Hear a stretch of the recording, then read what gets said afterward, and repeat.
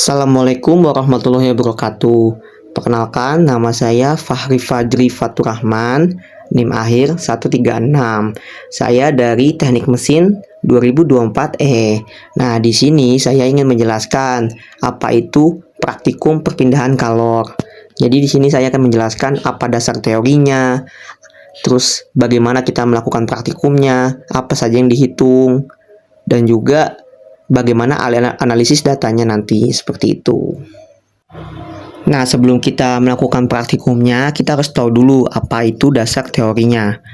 Jadi, kalor itu sendiri merupakan bentuk energi yang berpindah dari benda bersuhu tinggi ke benda bersuhu rendah sebagai akibat dari adanya perbedaan suhu dari kedua benda tersebut tadi. Nah, proses perpindahan kalor akan terus berlangsung hingga tercapai kesetimbangan termal, atau bahasa gampangnya hingga nanti suhunya itu setara. Nah, dalam ilmu fisika dikenal 3 mekanisme utama perpindahan kalor, yaitu konduksi, yang kedua ada konveksi, dan yang ketiga ada radiasi. Nah, masing-masing mekanisme ini memiliki karakteristik dan jalur perambatan yang berbeda-beda, tergantung pada media dan juga kondisi lingkungan yang dilalui oleh kalornya, seperti itu. Nah, tapi pada praktikum ini yang digunakan dari ketiga mekanisme tersebut hanya yang konduksi kalor. Jadi kita akan lebih memahami saja tentang apa itu konduksi kalor. Konduksi merupakan salah satu dari ketiga mekanisme perpindahan kalor. Nah, konduksi terjadi ketika energi panas merambat melalui suatu bahan tanpa disertai perpindahan massa partikel secara makroskopis atau kayak nggak terlihat seperti itu. Nah, kecepatan dan efisiensi perpindahan panas melalui suatu bahan sangat bergantung pada sifat fisis bahan tersebut, terutama konduktivitas termalnya.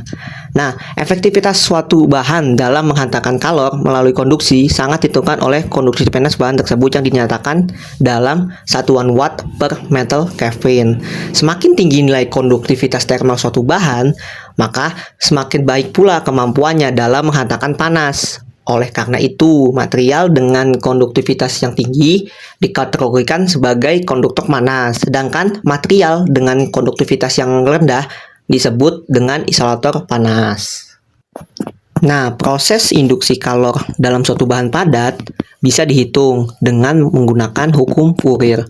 Hukum ini merupakan hukum yang menyatakan bahwa laju aliran kalor sebanding dengan konduktivitas termal bahan dan luas penampung bahan yang dilalui kalor, dan juga selisih suhu antara dua titik, serta berbanding terbalik dengan panjang dan ketebalan bahan. Hubungan ini secara matematis dirumuskan dengan cara ini: Q sama dengan minus K kali A dt per dx.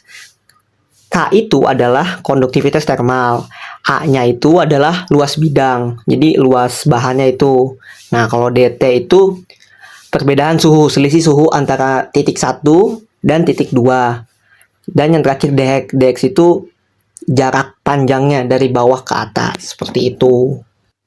Nah, pada praktikum kali ini saya menggunakan 4 bahan, yaitu yang pertama itu adalah plat kuningan, yang kedua ada plat timah, dan yang terakhir itu adalah plat nikel. Nah, kalau untuk isolatornya saya menggunakan melamin. Jadi semuanya itu kita buat dimensinya secara sama, yaitu panjangnya itu 10 cm, lebarnya itu 5 cm, dan tebal platnya itu masing-masing 0,5 mm. Nah, ini adalah proses pengambilan bahan pada saat praktikum. Jadi plat-plat tadi, yang 4 bahan tadi dicelupkan ke dalam air panas yang kurang lebih suhunya itu 100 derajat Celcius. Plat-plat tadi dicelupkan dengan ketebalan dan panjang yang sama. Terus kita timer selama 1 menit. Tapi sebelum di timer, ujung plat satunya lagi itu dikasih sama margarin sebagai indikator visual kalau panasnya tuh menghantarkan sampai atas apa enggak, dia jadi merambat ke atas apa enggak, seperti itu. Terus ditembak tuh pakai termogan 36 Celcius, itu berarti nggak panas. Nah, kalau misalkan berarti nggak panas kayak gitu tuh, bisa disimpulkan bahwa materialnya tidak cocok untuk menghantarkan panas. Seperti itu. Berarti konduktivitas termalnya itu kecil material tersebut. Nah, tapi di sisi lain tuh ada beberapa material yang kayak kuningan nih, kuningan. Tembaga itu kan lebih cepet tuh aluminium itu gampang menghantarkan panas sampai magarinya meleleh seperti itu. Berarti konduktivitas termalnya tinggi. Nah, selanjutnya kita masuk ke analisis data. Setelah dilakukan 4 kali percobaan dengan 4 bahan yang berbeda. Yang pertama kuningan, yang kedua nikel, yang ketiga timah, dan yang keempat melamin. Didapat hasil sebagai berikut. Nah, konduktivitas termal daripada keempat bahan itu berbeda ya. Jadi, semakin besar konduktivitas termalnya, semakin cepat dia menghantarkan panas. Dan semakin besar pula laju perpindahan kalornya. Biasanya hal itu juga disertai dengan selisih suhu yang semakin kecil antara titik 1 dan titik 2. Jadi semakin kecil selisih suhunya berarti semakin cepat ia menghantarkan panas ke atas atau ke titik 2. Dapat dilihat dalam visualnya juga, kan kita menggunakan margarin ya sebagai indikator visual. Nah, kalau kuningan itu dia meleleh, kalau nikel dia mulai meleleh, kalau timah melembek, dan yang melamin itu entah pada tidak melembek. Dapat disimpulkan bahwa kalau kuningan itu dia paling bagus menghantarkan panas daripada ketiga bahan lainnya. Seperti itu. Dia laju perpindahan kalori juga banyak kan, 0,9 watt lebih besar daripada ketiga bahan lainnya. Nah, berdasarkan hasil percobaan dan analisis data, dapat disimpulkan bahwa kemampuan bahan dalam menghantarkan panas sangat dipengaruhi oleh sifat konduktivitas termalnya. Bahan dengan konduktivitas termal tinggi seperti kuningan dan nikel mampu menghantarkan panas dengan lebih cepat dan efisien, dan ditunjukkan melalui laju perpindahan kalor yang besar serta selisih suhu yang kecil antara ujung yang dicelupkan ke air panas dan ujung yang diberi margarin. Nah, dapat dilihat pada grafik ini juga dapat disebutkan bahwa kuningan menunjukkan kinerja terbaik dengan konduktivitas termal dan laju perpindahan kalor paling tinggi, serta selisih suhu paling kecil, sehingga margarin pada ujung kuningan meleleh dengan lebih cepat.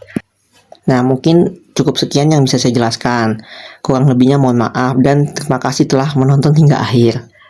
Saya Fahri Fadri Faturrahman, pamit undur diri. Wassalamualaikum warahmatullahi wabarakatuh.